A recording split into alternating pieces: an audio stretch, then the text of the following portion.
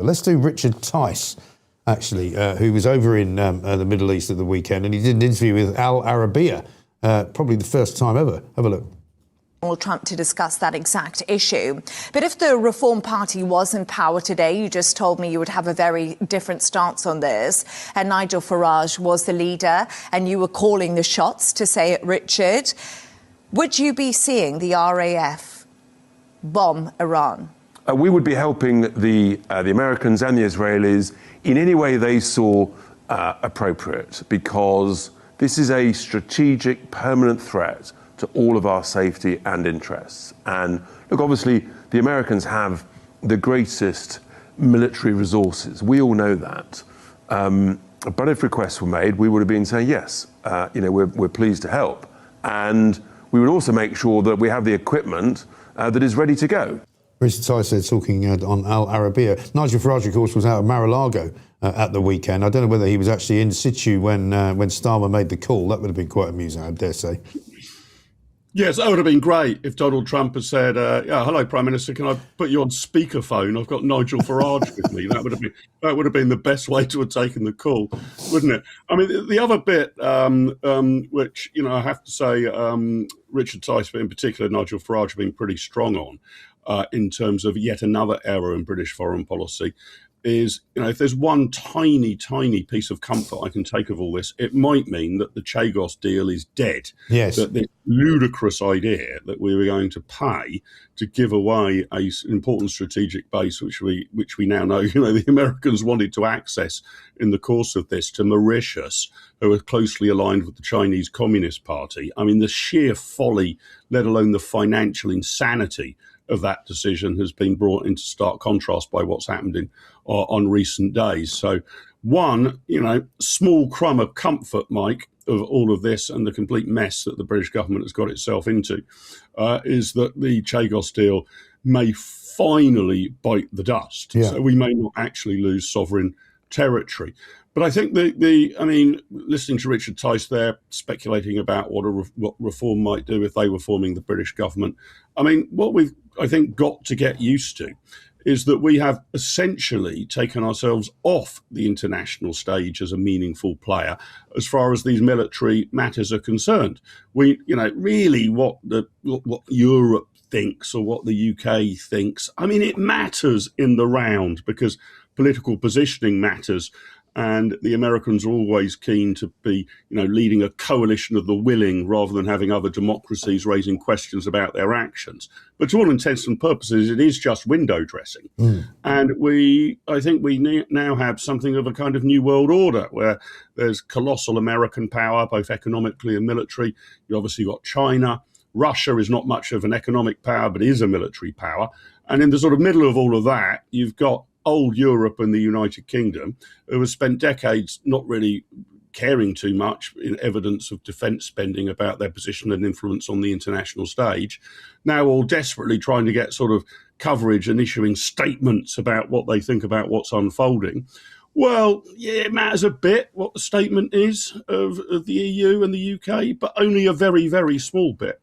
So we've got to completely reset our thinking about what role we want in the world in terms of having a proper defence. If you conclude you don't want a tool, you just want to be like Switzerland, a sort of neutral country that doesn't involve itself in international affairs, well, at least make that a decision. But unfortunately, we've ended up in that position almost entirely by default, yes.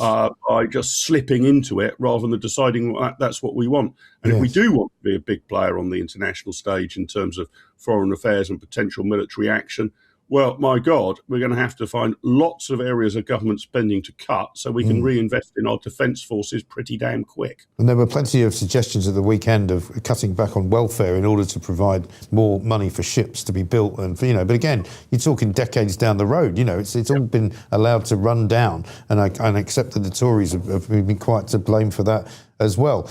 I'm going to visit football before I let you go, because we're going to be doing Plank of the Day later on. There was a couple of things that happened over the weekend, not just that Southampton went to Fulham and won in the Cup, which we'll talk about in a second, but also massively ridiculous scenes in Scotland, Celtic and Rangers in the quarterfinals of the Scottish Cup where you got Rangers fans running around on the field at Ibrox with blue balaclavas on, and you got the Celtic fans who were allowed in larger numbers than normal, waving massive Palestinian flags. And you just thought, I put a tweet out saying, you guys just need to grow up a bit and stop being complete numpties firing missiles at each other. Then we've got the situation where there's a call to prayer at Spurs Football Club, which is a renowned, Jewish club. Ramadan being sung out into the night with the rain falling down, and then Ryan Reynolds, the guy who is the Hollywood star who bought Wrexham, watching sort of in clear disbelief as they stop the game that he's watching, that he's paying for,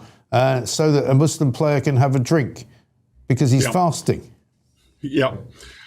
You'd think at least football in Britain should be sacrosanct, wouldn't you, Mike? But it's being overrun by all sorts of pieces of nonsense, unfortunately.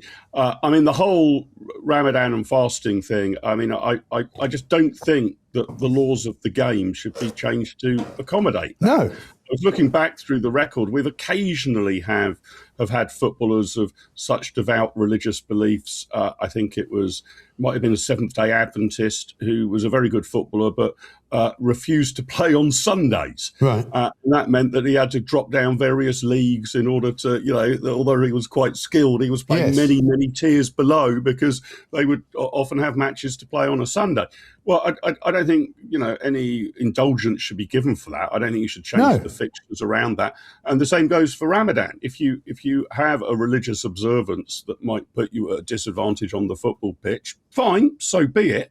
But we're not going to alter the rules or the timing of the game. And it does have, it sounds it does have impact. I think it was the Leeds Man City game a couple of weeks ago, where they actually had a scheduled break, a completely scheduled break for a number of the players.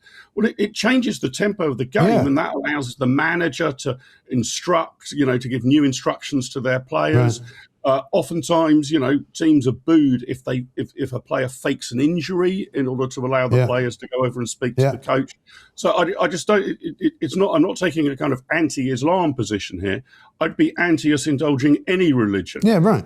In the interests of of actually just wanting a straightforward game of football, which, as you mentioned, I was very delighted to see Southampton win away at Fulham. Yeah, absolutely right. And Pooch was also in attendance. I'm sure you're quite looking forward to having a go, but he's not actually a Fulham fan. He just likes going to the Fulham Football Club and being entertained.